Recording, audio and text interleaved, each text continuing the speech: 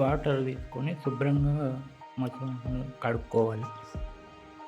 కడుక్కున్న మష్రూమ్‌ని ప్లేట్‌లో కట్టుకొని చిన్న చిన్న ముక్కలుగా కట్ చేసుకోవాలి. ఎక్కువ సన్నగా కాకుండా మీడియం సైజ్ కట్ చేసుకొని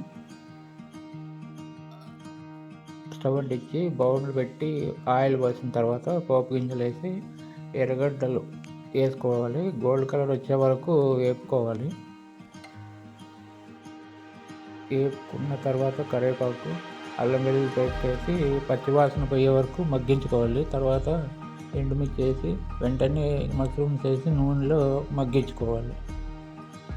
మగ్గించుకుంటూ సన్నగా వేపుకుంటూ సన్నమంట పైన వేపుకుంటూ మూత పెట్టి ఒక 10 నిమిషాలు మగ్గించుకొని తర్వాత పసుపు, ఉప్పు వేసుకొని కొంచెం మగ్గిన తర్వాత టమాటాలు వేసి కలబెట్టుకొని మగ్గిన తర్వాత కొంచెము సేపు కలబెట్టి మళ్ళీ తర్వాత కలబెట్టుకోవాలి. కలబెట్టుకున్న తర్వాత కారం తగినంత వేసుకోవాలి. ధనియాల పొడి, కొంచెం వాటర్ వేసి 10 నిమిషాలు మగ్గించుకున్న తర్వాత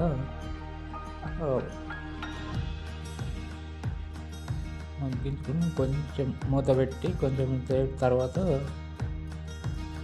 కొత్తిమీర వేసుకొని కొంచెం గరం మసాలా వేసుకొని దింపేసుకోవాలి.